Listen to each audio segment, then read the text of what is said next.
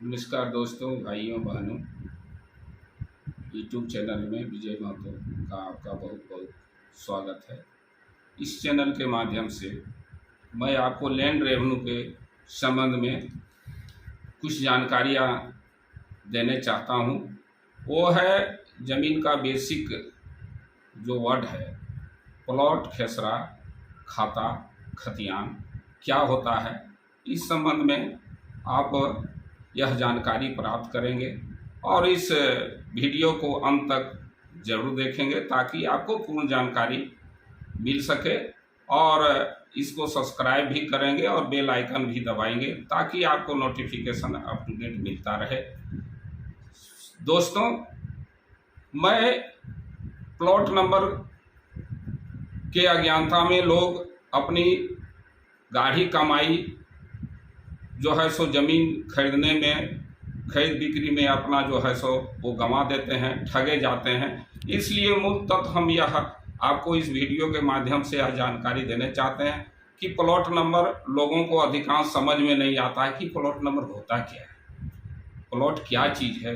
लोग एक दूसरे से समझते हैं, तो इस विषय में आपको विस्तृत जानकारी देना चाहता हूँ। तो प्लॉट नंबर जानकारी के पहले मैं यह लैंड रेवेन्यू जो स्टार्टिंग शुरुआत जो हुई, पहले ज़मीन का सर्वे से मैं यह सर्वे के विषय में कुछ जानकारी देना चाहता हूँ कि सबसे पहले सर्वे जो हुआ थाकवस सर्वे था, वो 1793 के पहले टोडरमल के समय में ज़मीन की कोई सीमा निर्धारित नहीं थी, कोई पैमाइश करने का कोई पैमाना नहीं था और जमींदारों द्वारा जो है सो रैयतों को जो है सो बंदोबस्ती की जाती थी और खुद ही बंदोबस्त की जाती थी। जमींदार लोग खुद ही बंदोबस्त करते थे और इसमें जमींदार को खुद यह जो है सो फायदा यह होता था कि उन्हें पता होता था कि किस रैयत को हमने कहाँ ज़मीन दी है, किस जगह दी है और दिए हुए कितने साल हुए। और उस अवधि में ज़मीन का स्वामित्व जो है सो हर एक 5 साल में रैयतों का बदलता रहता था। कोई एक जगह अस्थायी रूप से वो ज़मीन पर दखलकार नहीं होते थे। तो दूसरा सर्वे जो आया रेवेन्यू सर्वे 1793 के बाद अस्थाई बंदोबस्त आया और अस्थाई बंदोबस्त आने के बाद यह महसूस किया गया कि जो है सो ज़मीन का गांवों की सीमा जो है सो निर्धारित हो। इसलिए जो है सो उस समय गांव का सीमा निर्धारण किया गया और गांव के सीमा के साथ साथ थाना, जिला का भी निर्धारण हुआ और एक थाना के अंदर जितने भी मौजा हुए गांव आते थे उसको सारे गांवों की गिनती की जाती थी और एक थाना के अंदर जितने गांव हैं उसको क्रमानुसार गांव का जो है सो मौजा का नंबर दिया जाता था। वही आज के डेट में उसको मौजा नंबर बोलते हैं। बहुत लोगों को यह समझ में नहीं आता है कि थाना नंबर कहीं लिखा रहता है, कहीं मौजा नंबर लिखा रहता है। तो मौजा नंबर क्या होता है, थाना नंबर क्या होता है, यह लोगों को समझ में नहीं आता। मैं इसलिए यहाँ विस्तृत जानकारी देना चाहता हूँ कि सर्वे के समय में एक थाना में जितने भी मौजा राजस्व ग्राम थे, ग्राम या मौजा दोनों एक ही शब्द थे, और मौजा नंबर या थाना नंबर दैट मीन्स थाना के अंदर पड़ने वाले जो उसके सिलसिलवार नंबर जो उस गांव के अंदर में जो गिनती की गई उसका जो क्रमांक हुआ वही गांव का वो थाना नंबर होता था। तो थाना का भी जो है सो सीमांकन हुआ और गांव के थाना के अंदर जितने भी गांव थे गांव का भी जो है सो गिनती की गई और जिला का भी निर्धारण हुआ और उसके बाद जो है सो अस्थाई जो है सो लोगों को ज़मीन जो है सो अस्थाई बंदोबस्त की गई, परंतु लोगों के पास कोई अपना कोई कागजात हक अधिकार के संबंध में कोई कागजात जो है सो उसको नहीं दिया जाता था। उसके बाद इस सर्वे के बाद आया कैडस्ट्रल सर्वे, जिसको सीएस सर्वे, जो सीएस सर्वे है जो आज के डेट में भी जो सीएस आधार के बाद अधिकांश जो है सो जगहों पर अभी आज भी बरकरार है।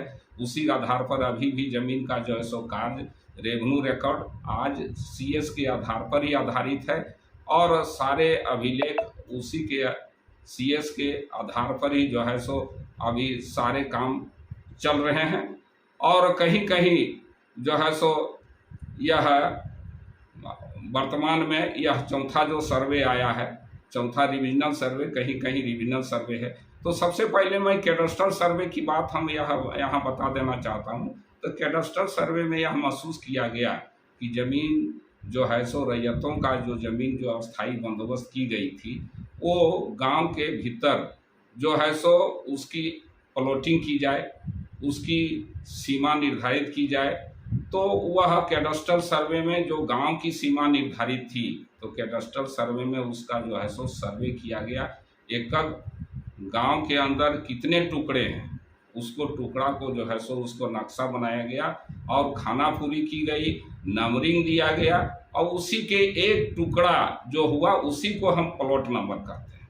यह प्लॉट आपको यह समझ में आ जाना चाहिए कि प्लॉट नंबर हुआ क्या। तो यही गांव का जो है सो जो भी गांव के अंदर जो जमीन है विभाजित जो प्लॉट है उसके एक टुकड़े को प्लॉट नंबर कहते हैं। और इसके आधार पर जो है सो नक्शा तैयार किया गया और नक्शा जो है सो 16 इंच बराबर 1 मील का पैमाना रखा गया और जहां घनी आबादी है वहां 32 इंच पर 1 मील रखा गया।